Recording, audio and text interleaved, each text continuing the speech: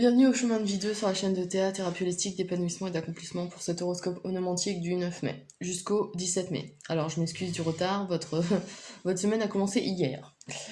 Voilà, alors cette semaine vous êtes régi donc depuis hier par la Lune. La Lune nous parle d'intuition, de voix intérieure, de radar émotionnel. C'est la façon dont on perçoit le monde mais de manière intérieure, d'accord?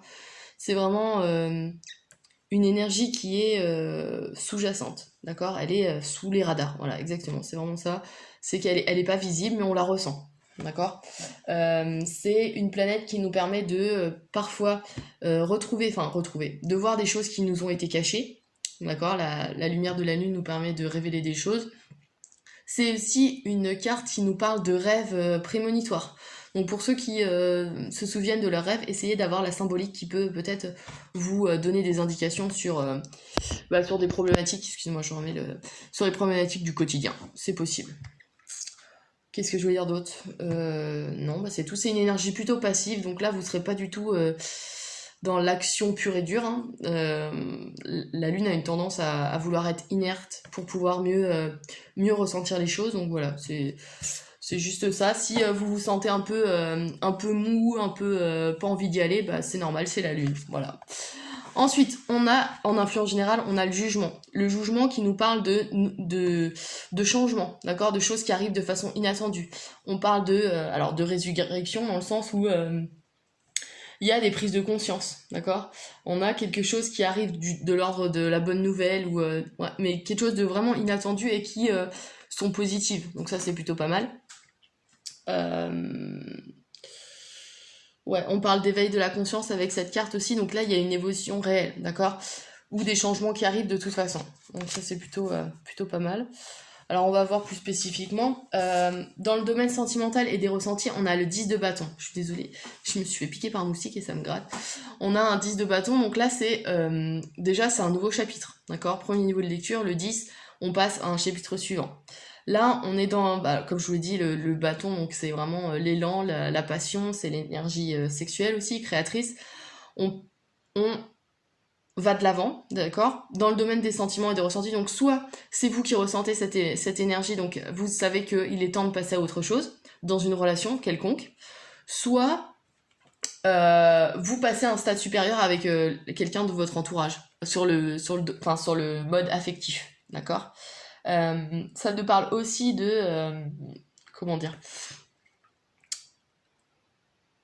Attendez, je réfléchis parce qu'avec le jugement, on a des bonnes nouvelles qui arrivent, donc il y a peut-être quelque chose qui va vous permettre justement d'évoluer dans votre relation, dans une des relations, que ce soit affectif, amical, amoureux ou...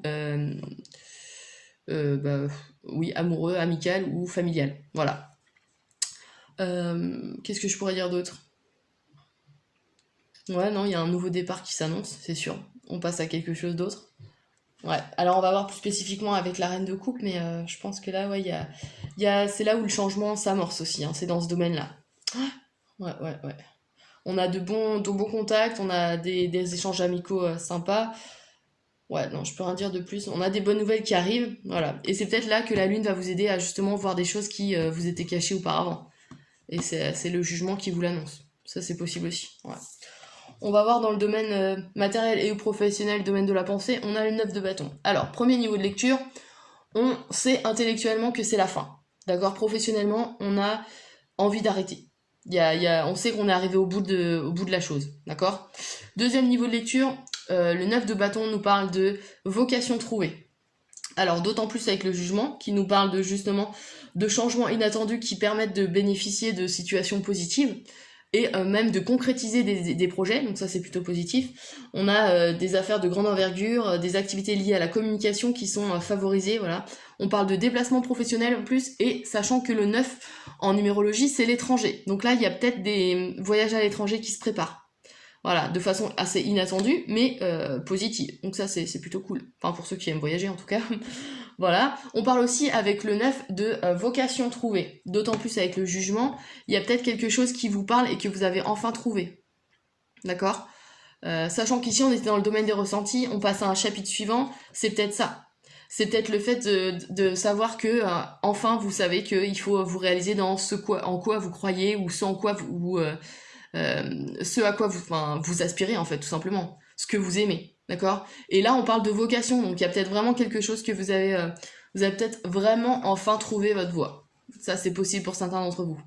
Donc là aussi, c'est plutôt positif. C'est là que le jugement parle de renaissance et de résurrection. C'est-à-dire que vous êtes la même personne, mais intérieurement, vous avez changé. Et la lune vous y aidera, d'accord? À écouter ses ressentis et à savoir que vous êtes sur la bonne voie. Voilà, qu'est-ce que je pourrais dire d'autre? Alors, les énergies planétaires, justement, de ces cartes, on va regarder vite fait. Chemin de vie 2, hop, ah oui, Mars. Ici, on a une énergie, alors Mars-Lune. Attention aux énergies qui sont un peu en dents de scie, d'accord? D'autant plus que là, l'influence générale, c'est la Lune, donc elle est un peu sur l'inertie. Avec Mars qui va essayer de vous pousser à l'action dans le domaine professionnel, il peut y avoir des hauts et des bas, disons, hein, d'accord? Il faut le savoir, c'est à noter. Voilà. Attention peut-être parfois à des tensions relationnelles qui peuvent s'amorcer justement entre Mars qui est plutôt agressif et la Lune qui est plutôt inerte. Donc là, il peut y avoir des incompréhensions. Sinon, qu'est-ce que je pourrais dire d'autre? Non, bah voilà. Ah oui, on parle là on a une énergie neptunienne, donc on parle d'hypersensibilité et de réceptivité très subtile. D'accord? On parle d'imagination, de clairvoyance. C'est là que je vous disais, écoutez déjà votre intuition grâce à la lune, mais d'autant plus vos rêves, d'accord? Il y a des symbolismes qui sont importants et qui peuvent vous aider à travailler des problématiques de votre quotidien. Ok? Voilà. Et enfin, donc dans le domaine spirituel, volonté, force d'action.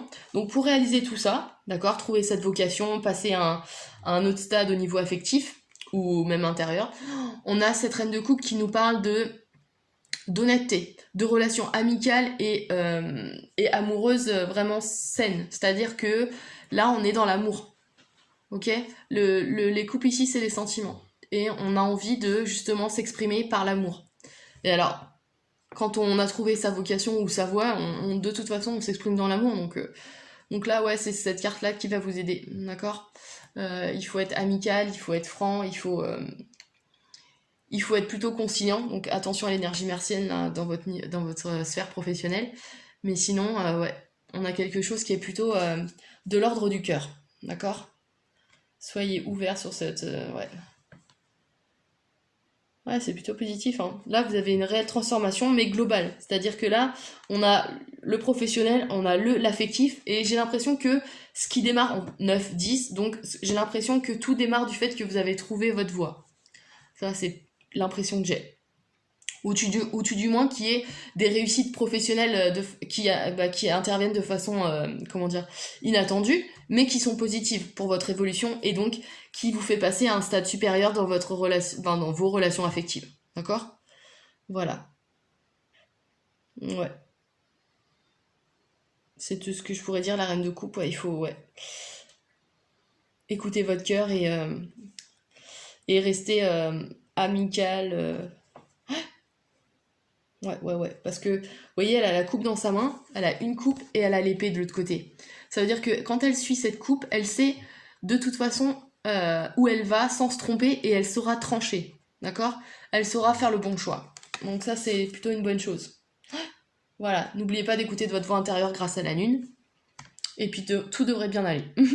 Voilà pour cet horoscope donc du 9 au 17 mai. Voilà, n'hésitez pas à liker, à partager, à vous abonner si ce n'est pas déjà fait. Je fais des analyses ou des accompagnements. J'ai un site internet. Si ça vous intéresse, vous pouvez me contacter dessus. www.ta-accompagnement.com. Et puis je vous dis à la semaine prochaine pour l'horoscope du 18 mai. Voilà.